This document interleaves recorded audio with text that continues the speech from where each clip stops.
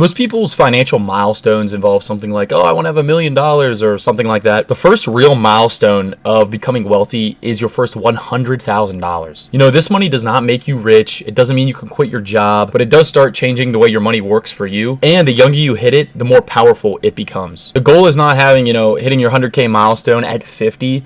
It's doing it at a younger age so that you can have decades for this money to work for you. And you might be wondering, why does being young change the equation so much? You know, a 40-year-old might have more money than a 20-year-old, for instance, but the 20-year-old has years for compounding this money in the market. And that gives them a significant advantage over someone that is 40. You know, same amount of money maybe we're talking about, completely different results. Hitting 100K at 25, very different from hitting it at 45. At 25, you have 40 years left in the market for your money to be compounding. But at 45 or 35, we're looking at 20, 30 years. $100,000 can turn into $1 million if you are young enough. If you're 22 with $100,000, that's almost $2 million by the time you're 65. 25, you're looking at $1.5 million. But if you started that at 35 and you never invested another dollar, you'd only have about $750,000. And this is assuming a 7% return and no other contributions. If you hit $100,000 young enough, that money has the potential to become, a millionaire level money or multi-millionaire level money. And $100,000 might seem so hard to get right now. I mean, cost of living has gone way up and everything is just,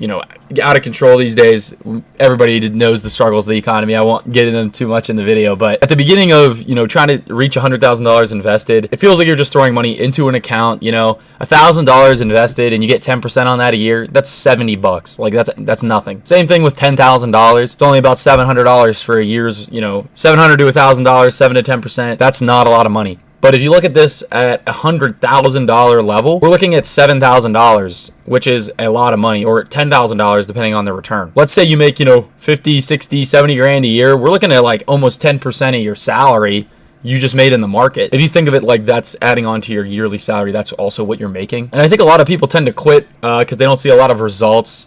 I've heard a lot of stories about people like getting to 50K and like emptying out their 401k and just like spending the money because they don't like see what the point is. And they just haven't really got a large, base before they start seeing actual results. And I think this is really when the compounding growth starts to become noticeable as well. And with that $100,000 and you make 10%, that 10 grand, obviously still not enough to live on for a year, but it is enough to notice the kind of change in your portfolio. Your money can start growing by the thousands without you having to add additional money. And I think it kind of changes the way you think and the way you feel about the way you're investing. Now, I want to come at this topic through the lens of a young American like myself. And a lot of the times, young people think they have all the time in the world to get their life together. A lot of people say that your 20s are for, being broke and trying to figure out what you like or what you want to do and all that. But you should be starting to invest as well. Just because you don't know what career you want does not mean you can't be investing. I'm sure most people have some sort of job, like you're making some sort of money. You should be investing some of that. And when I say starting early, this looks different for everybody. Maybe if you come out of school making $150,000 a year and you're 23 or 4, yeah, maybe put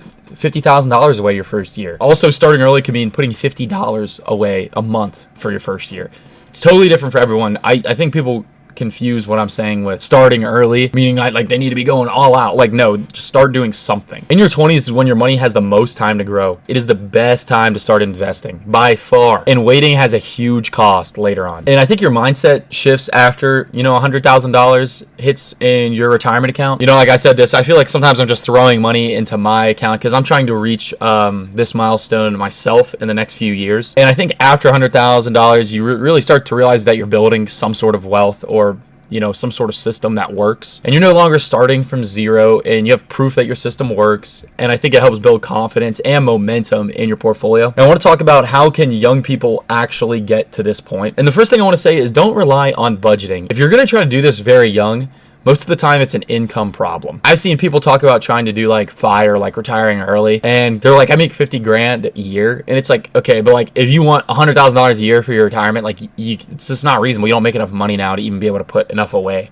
to reach that goal. I think income, you need to have a strong income, and that doesn't necessarily mean you have a great job. You can make a lot of money on the side doing other things.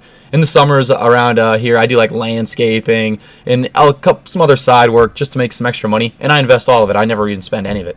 Another thing, you got to hit the big points like the lifestyle inflation, like buying new cars, expensive rent, any of that stuff. We're gonna have to get rid of that if you want to get $100,000 in your 20s. Try to automate everything as much as possible and keep investing. That's pretty much all you need to do to be able to get there. And when I say don't rely on budgeting, do budget, but if you don't make enough, if you only make, $15 an hour, the budget's not really going to help you get to that 100K in your 20s. It might take you a little longer than that. So maybe focus more on your income. That's kind of what I meant by focusing on your budget. And hitting $100,000 when you're very young gives you a ton of options that I don't hear a lot of people talk about online. Since that $100,000 at 25, turns into $1.5 million, now you can kind of change the way you look at the rest of your life. You can start saving for a house, or maybe you want a family, you can start saving money for that. And you can really lay off a little on the vigorous investing that you did to get this in your 20s. And it doesn't mean you have to stop investing totally. Like, I would totally encourage you to pretty much actively invest your entire life. Yeah, you could kind of lay off the amounts probably a little and start maybe saving money for a down payment, or